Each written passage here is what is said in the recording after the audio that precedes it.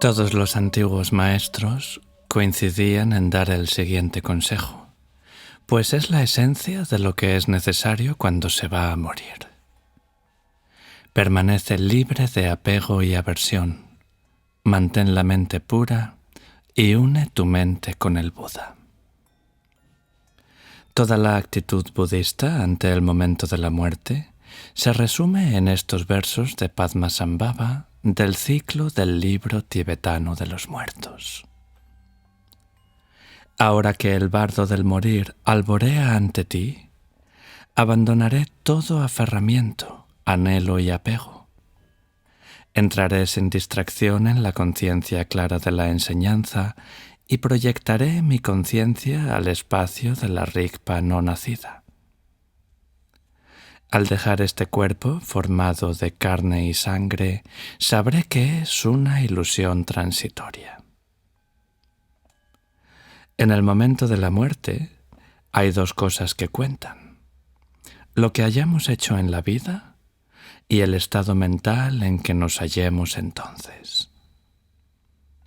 Aunque hayamos acumulado mucho karma negativo, si realmente somos capaces de efectuar un cambio de corazón en el momento de la muerte, podemos influir decisivamente en nuestro futuro y transformar nuestro karma, pues el momento de la muerte es una oportunidad excepcionalmente poderosa para purificar el karma.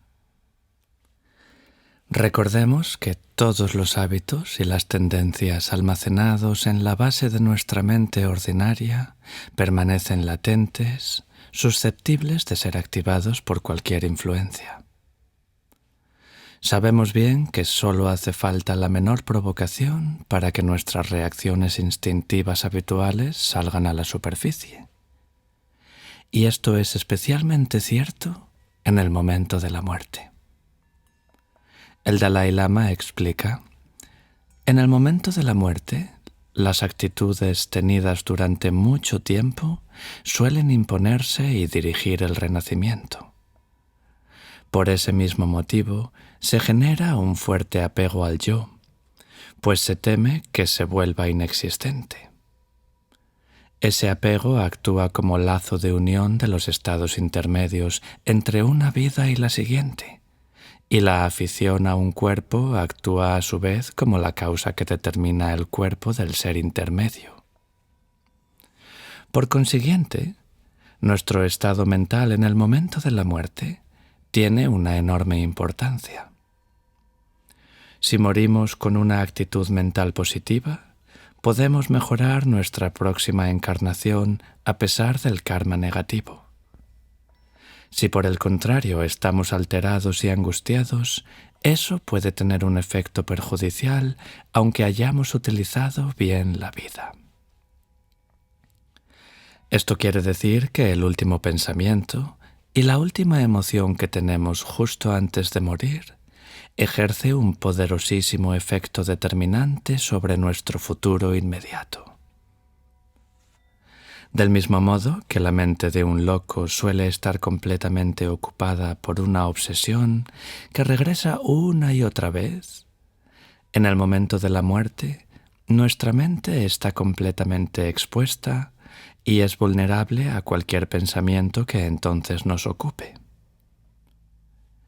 Ese último pensamiento o emoción de la vida puede amplificarse desproporcionadamente e inundar nuestra percepción. Por eso los maestros insisten en que la calidad de la atmósfera que nos rodea en el momento de la muerte es fundamental. Con nuestros amigos y familiares hemos de hacer todo lo posible para inspirar emociones positivas y sentimientos sagrados como amor, compasión y devoción, y todo lo que podamos para ayudarlos a liberarse de todo aferramiento, anhelo y apego. Vamos a hablar sobre la liberación del apego, y es que la forma ideal de morir es haberse desprendido de todo interna y externamente, de modo que a la mente le quede el mínimo posible de anhelo, aferramiento y apego a que agarrarse en ese momento esencial. Así pues, Antes de morir, debemos intentar liberarnos del apego a todas nuestras posesiones, amigos y seres queridos. No podemos llevarnos nada con nosotros, de manera que debemos hacer planes para desprendernos de todas nuestras posesiones antes de que llegue el momento, en forma de regalos o donaciones benéficas. En Tíbet, antes de abandonar el cuerpo, los maestros solían indicar lo que querían ofrecer a otros maestros. A veces un maestro que pensaba reencarnarse en el futuro dejaba una serie de objetos determinados para su reencarnación, indicando claramente lo que deseaba dejar. Estoy convencido de que también nosotros debemos manifestar con exactitud quién ha de recibir nuestras posesiones o nuestro dinero. Estos deseos deben expresarse con la mayor lucidez. De no ser así, después de tu muerte, si te hallas en el bardo del devenir, verás a tus parientes peleándose por tus posesiones o malgastando tu dinero, y eso te perturbará. Conviene que indiques con precisión cuánto dinero exactamente debe dedicarse a obras benéficas o a distintos fines espirituales o entregarse a cada uno de los familiares. Dejarlo todo bien claro, hasta en los menores detalles, te tranquilizará y te ayudará a soltar tu apego verdaderamente. Como ya he dicho, es esencial que la atmósfera que nos rodea en el momento de la muerte sea lo más pacífica posible. Los maestros tibetanos, por tanto, aconsejan que los parientes y amigos afligidos no estén presentes junto al lecho del moribundo para evitar que provoquen emociones perturbadoras en el momento de la muerte. Los empleados de los asilos me han contado que a veces los moribundos solicitan que sus familiares más íntimos no vayan a visitarlos en el momento mismo de la muerte, porque temen que les provoquen sentimientos dolorosos y un intenso apego. Con frecuencia a los familiares les resulta muy difícil comprenderlo y pueden llegar a creer que el moribundo ya no los quiere. Sin embargo, deberían tener en cuenta que la mera presencia de personas amadas puede provocar un intenso sentimiento de apego en el moribundo, con lo que le resulta más difícil que nunca abandonarse y soltarse.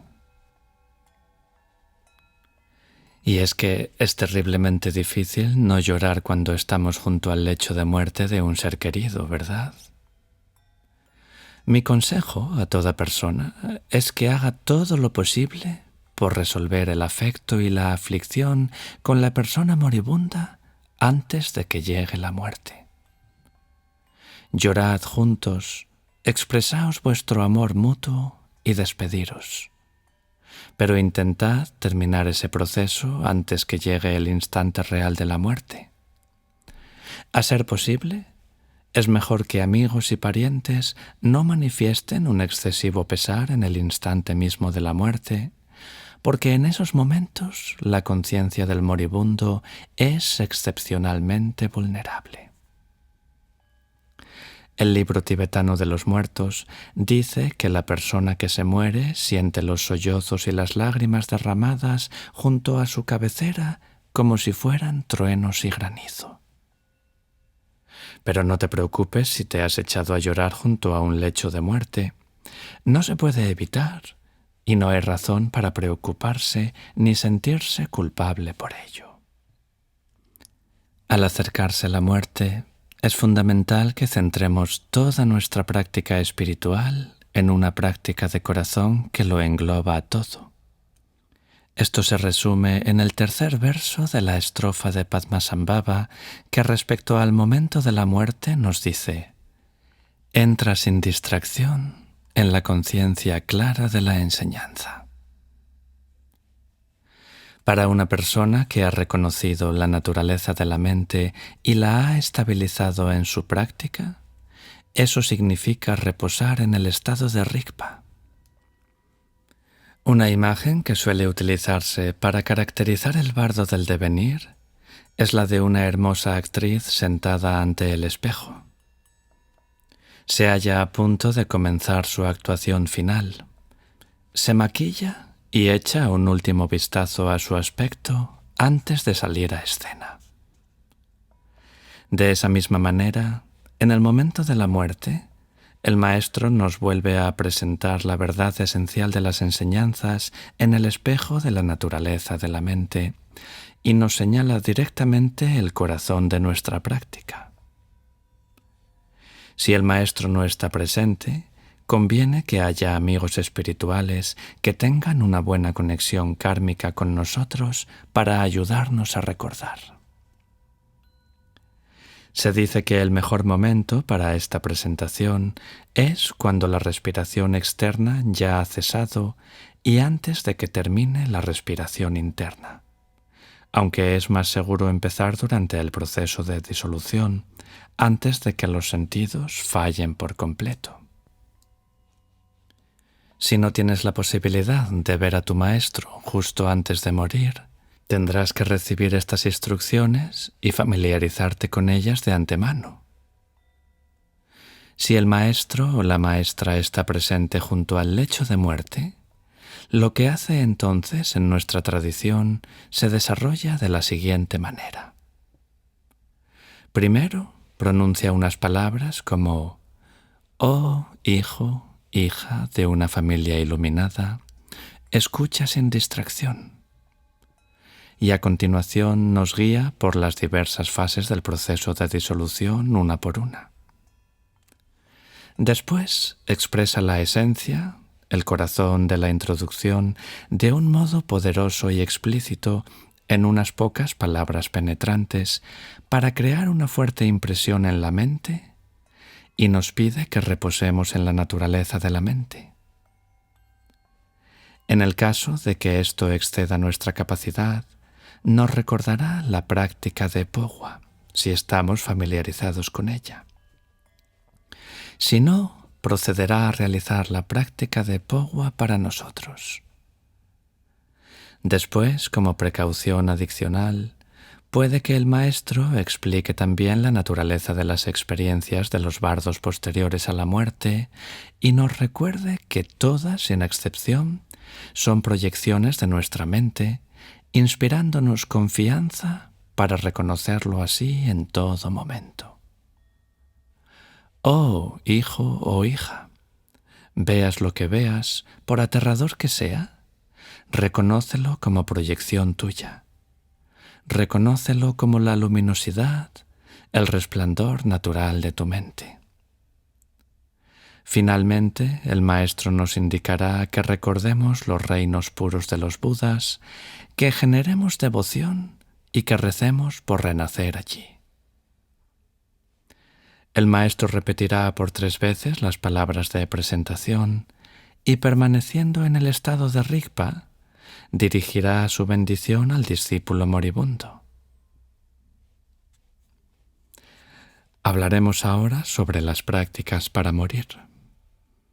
Hay 3 prácticas esenciales para morir. Primero, la mejor, reposar en la naturaleza de la mente o evocar la esencia del corazón de nuestra práctica. En segundo lugar, la práctica de Pogwa, la transferencia de la conciencia.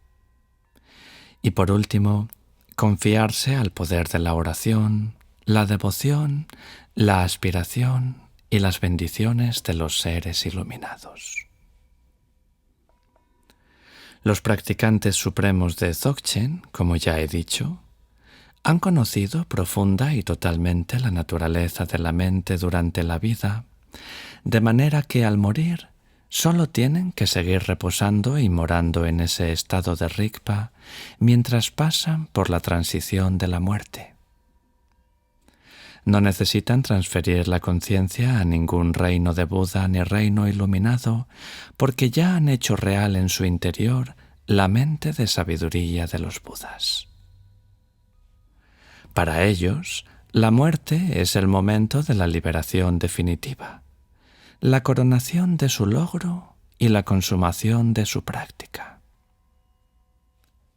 El libro tibetano de los muertos solo tiene estas escuetas palabras como recordatorio para tales practicantes.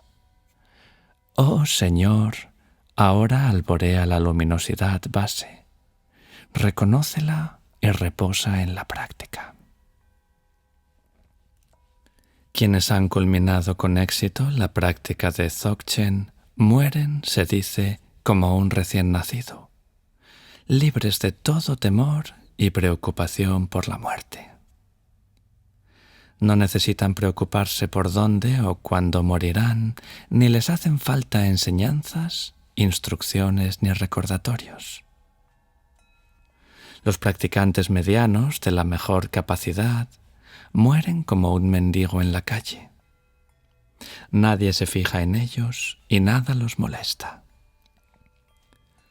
Debido a la estabilidad de su práctica, no influye en ellos en lo más mínimo la atmósfera que los rodea. Podrían morir con idéntica serenidad en un hospital lleno de actividad o en su casa, entre parientes, regañones y enemistados. Nunca olvidaré a un anciano yogi que conocí. Era una especie de flautista de Hamelín al que los niños seguían a todas partes. Allí donde iba, recitaba y cantaba, congregando a toda la comunidad a su alrededor, y les decía a todos que practicaran y recitaran Om Mani Padme Hum, el mantra del Buda de la compasión. Tenía una enorme rueda de oraciones y cada vez que alguien le daba algo, se lo cosía a la ropa, de modo que al final él mismo acabó pareciéndose a una rueda de oraciones cuando se giraba. Recuerdo también que tenía un perro que le seguía a todas partes. Lo trataba como si fuera un ser humano. Comía la misma comida que el perro, en la misma escudilla. Dormía a su lado, lo consideraba su mejor amigo e incluso le hablaba con frecuencia. No eran muchas las personas que lo tomaban en serio y algunas lo tachaban de yogi loco, pero numerosos lamas hablaban muy bien de él y nos advertían de que no debíamos desdeñarlo. Mi abuelo y mi familia siempre lo trataron con respeto y lo invitaban al cuarto del altar y le ofrecían té y pan. En Tíbet era costumbre no ir nunca de visita con las manos vacías, y un día, a medio beber el té, se interrumpió. «Ah, perdone, casi se me olvida. Este es mi regalo». Cogió el mismísimo pan y el mismo pañuelo blanco que mi abuelo acababa de ofrecerle y se los devolvió como si fuera un regalo. Con frecuencia solía dormir fuera al aire libre. Un día falleció en el recinto del monasterio Dzogchen, con el perro al lado en mitad de la calle sobre un montón de basura. Nadie se esperaba lo que ocurrió a continuación, pero hubo muchos testigos que lo vieron. Alrededor de su cuerpo apareció una deslumbradora esfera de luz irisada. Se dice que los practicantes medianos de mediana capacidad mueren como animales salvajes o leones en montañas nevadas, en cuevas de las montañas y en valles deshabitados. Son capaces de cuidar perfectamente de sí mismos y prefieren irse a un lugar desierto y morir tranquilamente, sin parientes ni amigos que los perturben y los atosiguen. A estos practicantes consumados, el maestro les recuerda las prácticas que pueden utilizar cuando se aproxima la muerte. Citaré aquí 2 ejemplos que proceden de la tradición Dzogchen. En el primero, se aconseja al practicante que se acueste en la postura del león dormido. A continuación se le dice que concentre su atención en sus ojos y que fije la mirada en el espacio que tiene ante sí. Sencillamente, dejando su mente inalterada, el practicante reposa en ese estado, permitiendo así que su rigpa se mezcle con el espacio primordial de la verdad. Cuando aparece la luminosidad base de la muerte, entra en ella con toda naturalidad y alcanza la iluminación. Pero eso solo es posible para una persona que haya estabilizado su conocimiento profundo de la naturaleza de la mente por medio de la práctica. Para los que no han llegado a ese grado de perfección y necesitan concentrarse en un método más formal, existe otra práctica. Visualizar la conciencia como una sílaba A blanca y proyectarla por el canal central para que salga por la coronilla hacia un reino de Buda. Es una práctica de Pogwa, la transferencia de la conciencia.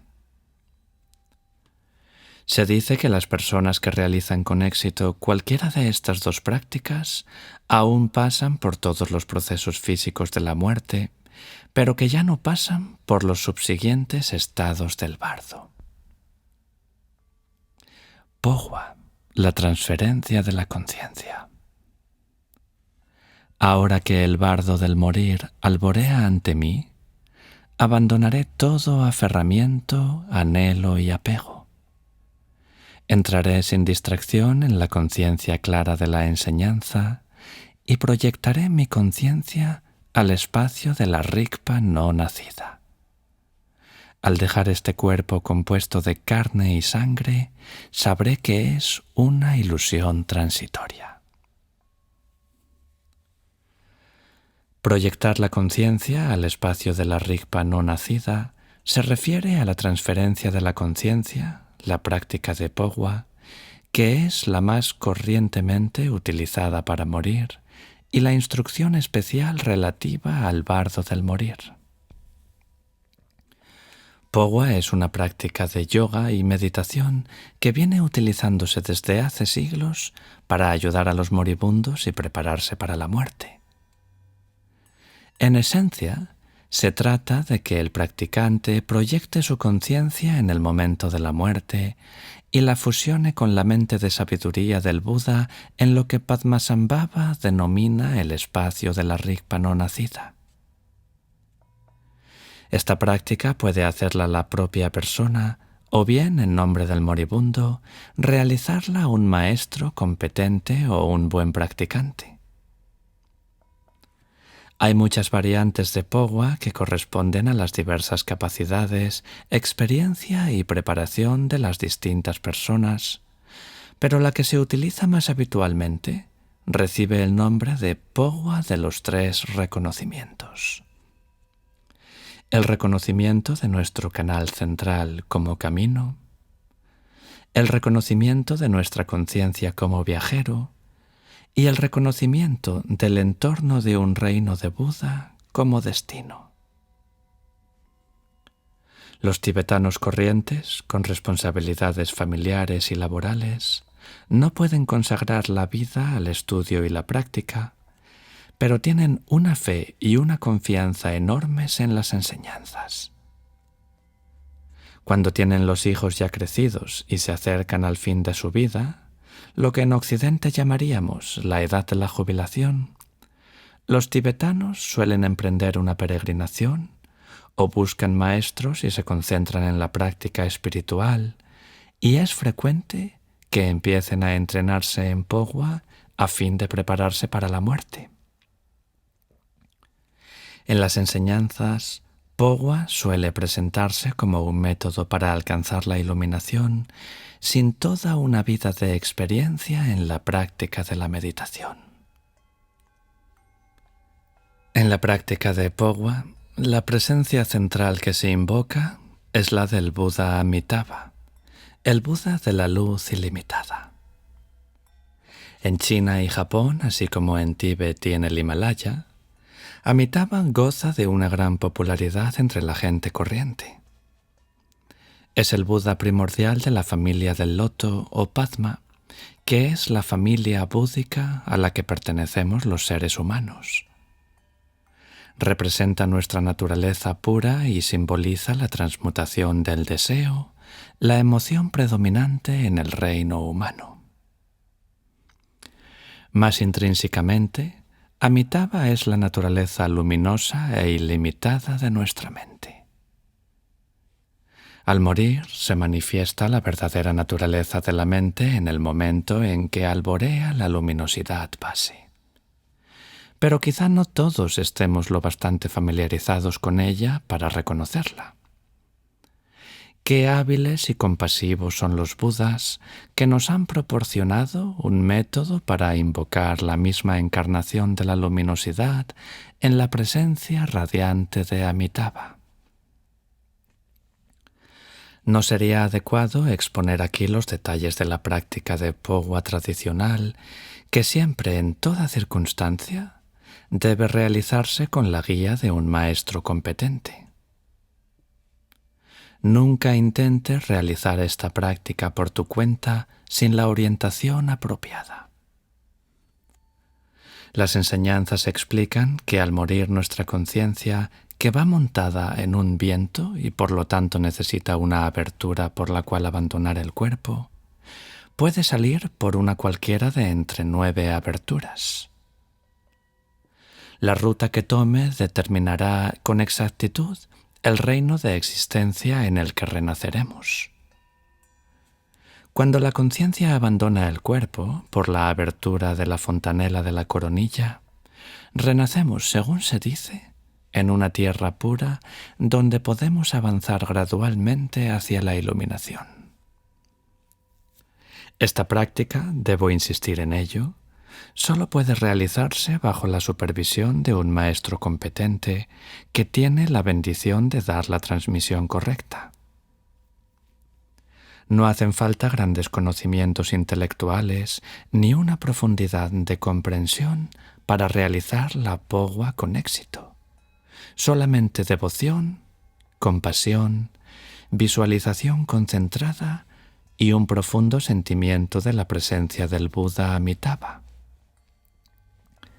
El alumno recibe las instrucciones y las practica hasta que aparecen las señales del éxito, como pueden ser un picor en lo alto del cráneo, dolores de cabeza, la aparición de un líquido transparente, una hinchazón o un ablandamiento en la región de la fontanela, e incluso la apertura de un pequeño orificio en dicho lugar, en el que tradicionalmente se introduce la punta de un tallo de hierba como prueba o medición del éxito de la práctica.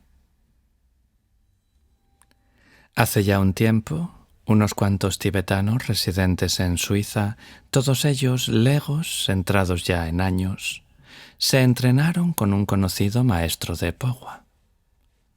Sus hijos, que se habían criado en Suiza, se mostraban escépticos en cuanto a la eficacia de la práctica, pero quedaron atónitos al comprobar cómo se habían transformado sus padres, que incluso mostraban algunas de las señales de éxito ya mencionadas tras un retiro de Pogwa de 10 días. El doctor Hiroshi Motoyama, científico japonés que ha investigado los efectos psicofisiológicos de Pogwa, detectó cambios fisiológicos precisos en los sistemas nervioso, metabólico y uno de los meridianos de acupuntura durante la práctica de Pogwa. Uno de los descubrimientos del doctor Motoyama fue que la forma de circulación de la energía por los meridianos del cuerpo del maestro de Pogwa sometido a estudio era muy parecida a la detectada en personas psíquicas que tienen gran capacidad de percepción extrasensorial. También descubrió, por las lecturas de electroencefalogramas, que las ondas cerebrales que se presentaban durante la práctica de Pogwa eran completamente distintas a las detectadas en yogis que practicaban otros tipos de meditación. Demostraban que Pogwa reduce la estimulación de una región determinada del cerebro, el hipotálamo, así como la interrupción de la actividad mental consciente ordinaria para permitir experimentar un estado de meditación profunda. A veces ocurre que por la bendición de Pogwa, la gente corriente tiene intensas experiencias visionarias. Sus vislumbres de la paz y la luz del reino de Buda y sus visiones de Amitabha recuerdan ciertos aspectos de la experiencia de proximidad a la muerte. Y como la experiencia de proximidad a la muerte, el éxito en la práctica de Pogwa produce también confianza e intrepidez al afrontar el momento de la muerte. La práctica de Pogwa esencial que he explicado en el vídeo anterior es una práctica sanadora para los vivos y también una práctica para la hora de la muerte, y puede realizarse en cualquier momento sin peligro alguno. Sin embargo, la elección del momento adecuado para realizar la práctica de Pogwa tradicional reviste una enorme importancia. Así, por ejemplo, se dice que si alguien transfiriese la conciencia con éxito antes del momento de la muerte natural, equivaldría a un suicidio. El momento en que se practica Pogwa es cuando la respiración externa ha cesado y la respiración interna aún se mantiene. Pero quizás es más seguro empezar la práctica de Pogwa durante el proceso de disolución, que describiremos en el próximo vídeo, y repetirla varias veces. Así, cuando un maestro que ha perfeccionado la Pogwa tradicional la practica para una persona en trance de muerte, visualizando la conciencia de esa persona y proyectándola a través de la fontanela, es esencial que se elija bien el momento y no se practique demasiado pronto. No obstante, un practicante avanzado que conozca el proceso de la muerte puede comprobar detalles como los canales, el movimiento de los vientos y el calor del cuerpo para determinar cuándo llega el momento de empezar Pogwa. Si se le pide a un maestro que haga la transferencia para alguien que está muriendo, habría que hablar con él lo antes posible, porque la Pogwa puede hacerse incluso a distancia. Pueden presentarse varios obstáculos al éxito de la práctica, puesto que cualquier estado mental dañino o incluso la menor añoranza de cualquier posesión constituyen un estorbo cuando llega el momento de la muerte. Hay que procurar no dejarse dominar ni por el más mínimo anhelo o pensamiento negativo. En Tíbet se creía que era muy difícil realizar la práctica de Pogwa con éxito si había objetos de cuero o piel de animal en la misma habitación que el moribundo. Asimismo, puesto que fumar o consumir cualquier droga tiene el efecto de bloquear el canal central, ese hábito dificulta el éxito de la práctica. Incluso un gran pecador, se dice, puede liberarse en el momento de la muerte si un maestro realizado y poderoso le transfiere la conciencia a un reino de Buda. Y aunque al moribundo le falte mérito y práctica, y el gran maestro no tenga un éxito total al realizar Pogwa, éste aún puede influir en el futuro del moribundo y la práctica ayudarle a renacer en un reino superior. Para una Pogwa con éxito, empero, las condiciones han de ser perfectas. Pogwa puede ayudar a una persona con un fuerte karma negativo, pero solo si esa persona tiene una conexión íntima y pura con el maestro que la realiza, si tiene fe en las enseñanzas y si verdaderamente ha pedido purificación de todo corazón.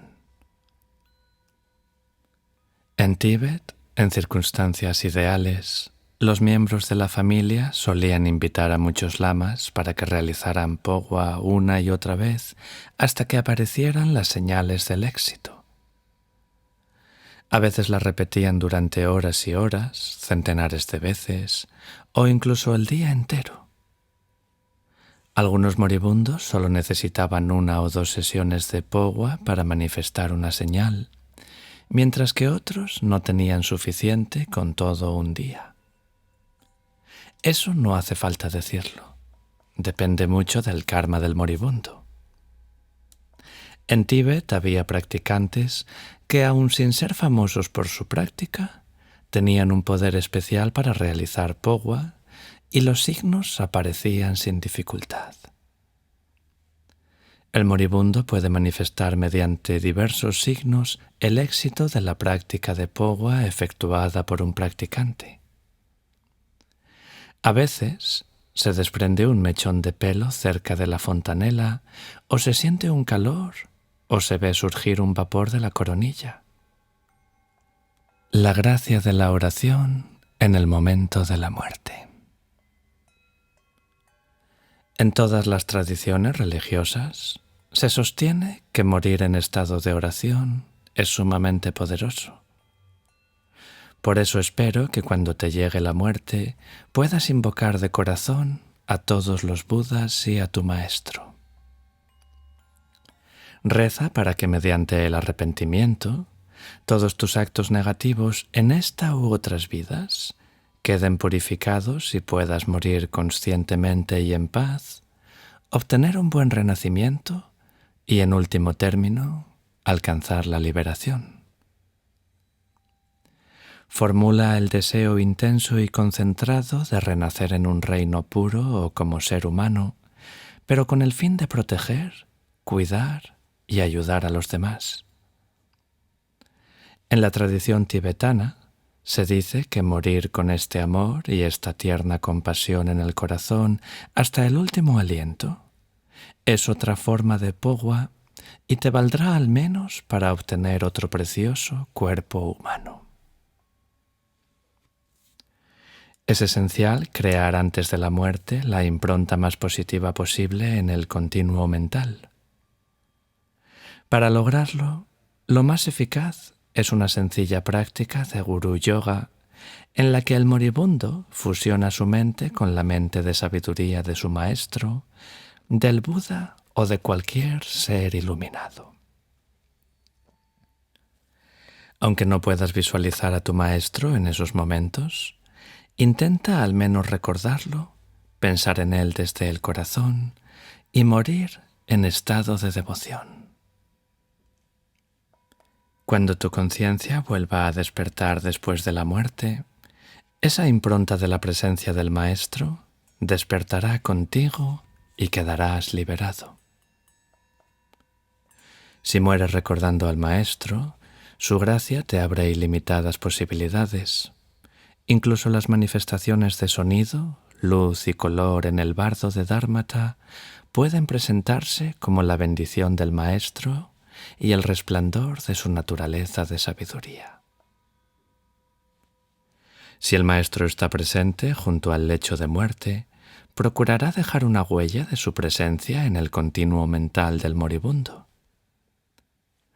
A veces, para apartar a la persona de otras distracciones, el Maestro hace algún comentario penetrante y significativo.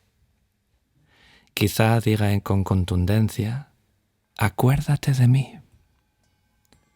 El Maestro atrae la atención del moribundo de la manera que juzga necesaria y crea una impronta indeleble que retorna como un recuerdo del Maestro en el estado del bardo. En nuestra tradición, los practicantes corrientes también rezan a cualquier Buda al que tengan devoción y con el que sientan una conexión kármica. Si es Padmasambhava, rezan por renacer en su glorioso reino puro, el palacio de la luz del loto en la montaña de color de cobre. Si el Buda al que aman y reverencian es Amitabha, rezan por renacer en su cielo dichoso, la maravillosa tierra pura de Dehuachen. Hablaremos a continuación sobre la atmósfera para morir. Entonces, ¿cómo podemos ayudar con la mayor sensibilidad a un practicante normal en la hora de su muerte? Todos necesitaremos el amor y la atención que acompañan al apoyo emocional y práctico. Pero en el caso de un practicante espiritual, la atmósfera, la intensidad y la dimensión de la asistencia espiritual adquieren un significado especial. Lo ideal y una gran bendición sería que el Maestro estuviera a su lado, pero si no puede ser así, Sus amigos espirituales pueden prestar una gran ayuda al moribundo recordándole la esencia de las enseñanzas y de la práctica que más próxima haya estado a su corazón durante su vida. Para un practicante que va a morir, la inspiración espiritual y la atmósfera de fe y confianza que se deriva de manera natural de ella son esenciales. La presencia amorosa e incansable del maestro o los amigos espirituales, el estímulo de las enseñanzas y la fuerza de la propia práctica se combinan para crear y sostener esta inspiración que en los últimos días y semanas se vuelve casi tan preciosa como el mismo aliento. Una apreciadísima alumna se moría de cáncer y preguntó cuál sería la mejor manera de practicar cuando se aproximara la muerte, en especial cuando ya no le quedaran fuerzas para concentrarse en ninguna práctica formal. Recuerda lo afortunada que has sido por haber conocido a tantos maestros, recibido tantas enseñanzas y tenido el tiempo y la posibilidad de practicar. Te prometo que el beneficio de todo eso no te abandonará nunca. El buen karma que has creado así permanecerá contigo y te ayudará. El mero hecho de oír una vez la enseñanza o conocer a un maestro y tener una fuerte conexión con él, como es tu caso, es liberador por sí solo. No lo olvides jamás y tampoco olvides cuánta gente se encuentra en tu misma situación sin haber tenido esa maravillosa oportunidad. Si llega un momento en que ya no puedes seguir practicando de forma activa, lo único de verdad importante que has de hacer es relajarte lo más profundamente posible en la confianza de la visión y reposar en la naturaleza de la mente. Es indiferente que tu cuerpo y tu cerebro sigan funcionando o no. La naturaleza de tu mente está siempre presente como el cielo, radiante, bienaventurada, ilimitada e inmutable. Ten esa seguridad sin la menor duda y que ese conocimiento te dé la fuerza para decirle a tu dolor, con abandono despreocupado y por grande que sea, vete ya y déjame en paz. Si hay algo que te irrite o te haga sentir incómoda del modo que sea, no malgastes el tiempo tratando de cambiarlo. Regresa una y otra vez a la visión. Confía en la naturaleza de tu mente. Confía profundamente en ella y relájate por completo. No hay nada nuevo que debas aprender, adquirir ni comprender. Limítate a permitir que lo que ya se te ha dado florezca en ti y se abra a profundidades cada vez mayores. Recurre a la práctica que más inspiradora encuentres, y si te resulta difícil visualizar o seguir una práctica formal, recuerda que sentir la presencia es más importante que visualizar los detalles con claridad. Ahora es el momento de sentir con todo tu ser la presencia de tus maestros, de Padmasambhava, de los Budas. A pesar de lo que pueda ocurrirle a tu cuerpo, recuerda que tu corazón nunca está enfermo ni disminuido. Has querido a tu maestro, siente su presencia y pídele con sinceridad ayuda y purificación. Ponte plenamente en sus manos, corazón y mente, cuerpo y alma. La sencillez de la confianza total es una de las fuerzas más poderosas del mundo. ¿Te he contado alguna vez la hermosa historia de Ben de Kongpo? Era un hombre muy sencillo, con una fe inmensa, que procedía de la provincia de Kongpo, al sudeste de Tíbet. Había oído contar muchas cosas del Howo Rinpoche, el precioso señor, una bella estatua del Buda representado como un príncipe de 12 años que se conserva en la Catedral Central de Lhasa. Se dice que la hicieron en vida del Buda y es la estatua más sagrada de todo Tíbet. Ben no alcanzaba a comprender si era un Buda o un ser humano y resolvió ir a visitar al Hogu Rinpoche para ver de qué iba tanta historia. Así pues, se calzó las botas y echó a andar y anduvo semanas enteras hasta llegar a Lhasa, en el centro de Tíbet. Cuando llegó estaba hambriento y al entrar en la catedral vio la gran estatua del Buda y ante ella una hilera de lámparas de manteca y unos pastelillos especiales presentados como ofrenda ante el altar. Ben pensó que aquellos pastelillos constituían el alimento del Hogu Rinpoche. Los pastelillos, se dijo, deben de ser para mojarlos en la manteca de las lámparas, y las lámparas deben de estar encendidas para que la manteca no se endurezca. Vale más que haga como Hogu Rinpoche, de modo que remojó un pastel en la manteca líquida y se lo comió mirando la estatua que daba la impresión de sonreírle con benevolencia. «Eres un lama muy simpático», le dijo. «Entran los perros y se llevan la comida que te ofrece la gente, y tú lo único que haces es sonreír. La corriente de aire apaga las lamparillas y tú sigues sonriendo. Bueno, voy a dar una vuelta al templo en oración como señal de respeto. ¿Te importaría cuidarme las botas mientras estoy fuera?» Dicho eso, se quitó las botas viejas y sucias, las dejó en el altar ante la estatua y se marchó. Mientras Ben daba la vuelta al enorme templo, regresó al cuidador y descubrió horrorizado que alguien se había comido las ofrendas y había dejado unas botas asquerosas en el altar. Indignado, se apoderó de las botas con gesto furioso e hizo ademán de arrojarlas fuera. Pero entonces habló la estatua. «Quieto», le ordenó. «Deja esas botas donde estaban. Se las estoy guardando a Ben de Kongpo».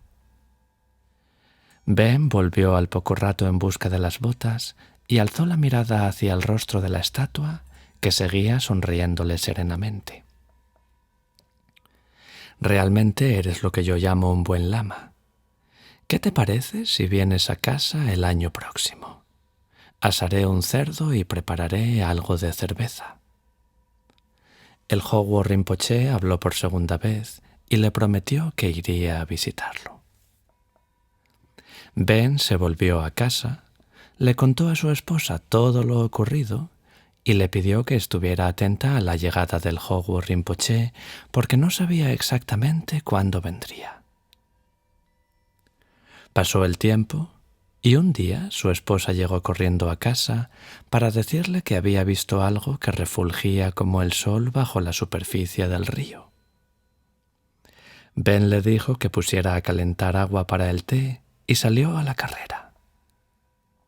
Al llegar al río vio a Hogu Rinpoche que brillaba bajo el agua y de inmediato pensó que se había caído y se ahogaba. Se lanzó al agua de un salto, lo sujetó y lo sacó a la orilla. Mientras iban a casa de Ben, charlando todo el rato, pasaron ante un risco enorme. El Hogu Rinpoche le dijo: «Bueno, a decir verdad, me temo que no puedo entrar en la casa».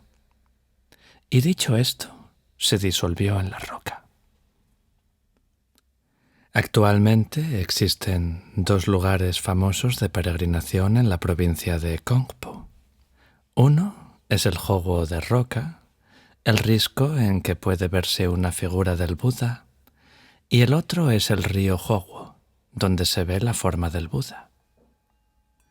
La gente dice que el poder de bendición y curación de estos lugares es idéntico al del Hogu Rinpoche de Lhasa, y todo por la inmensa fe y la sencilla confianza de Ben.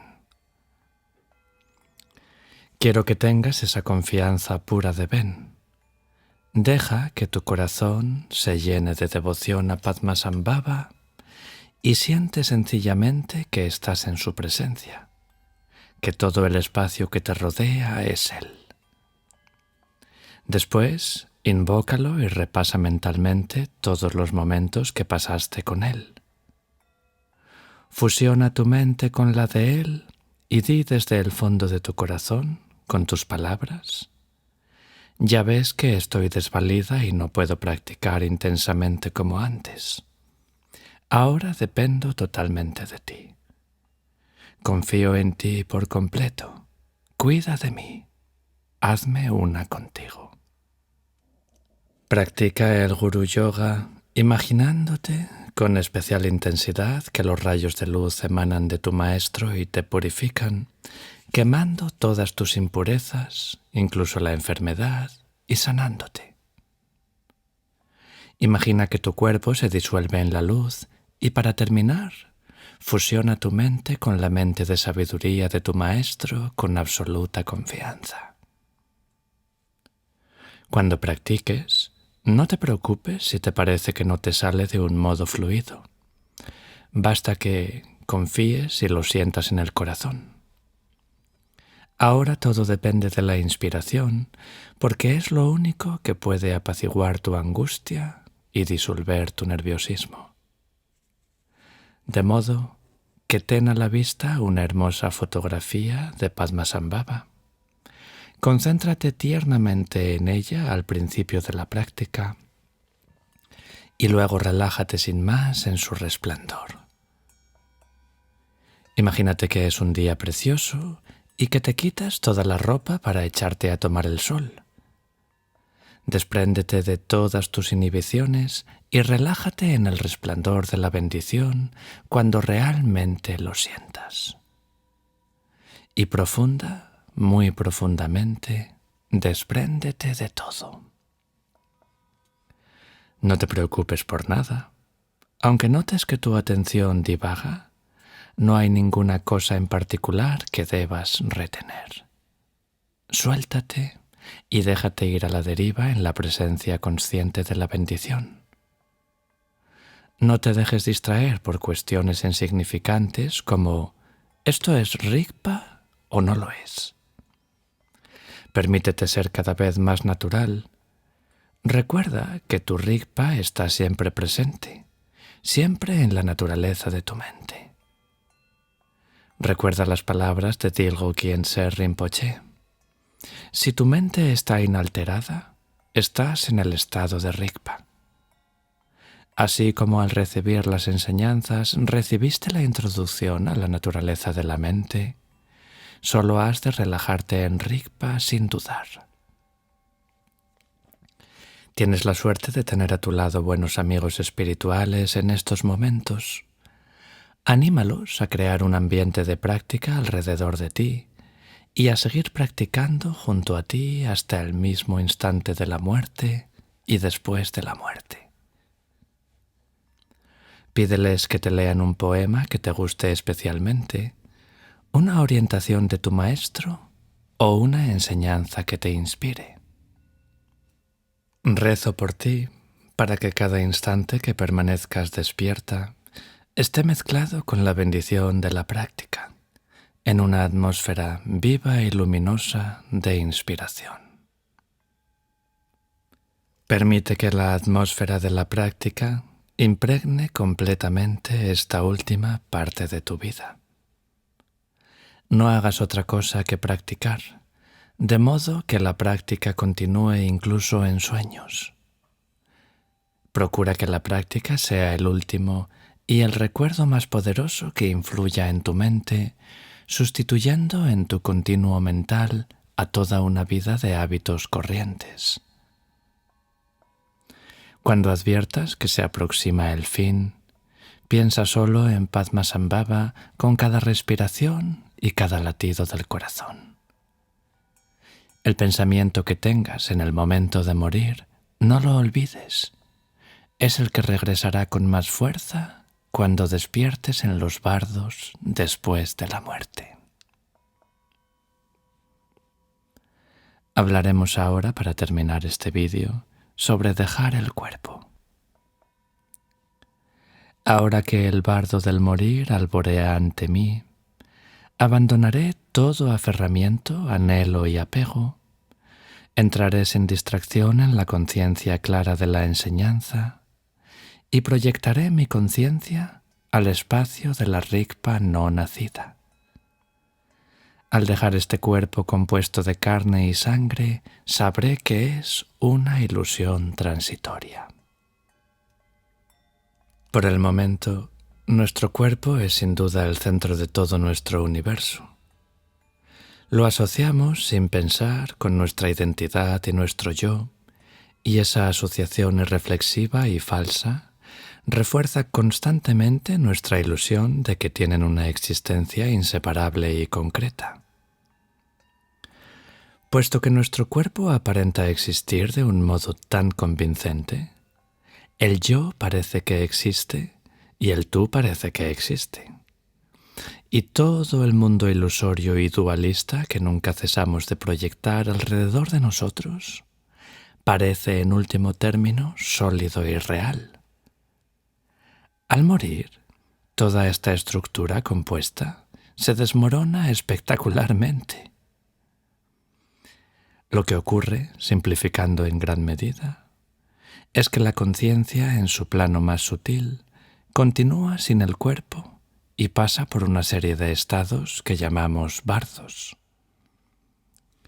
Las enseñanzas nos dicen que, precisamente por el hecho de que en los bardos no tenemos cuerpo, no hay ninguna razón fundamental para temer ninguna experiencia después de la muerte, por aterradora que sea.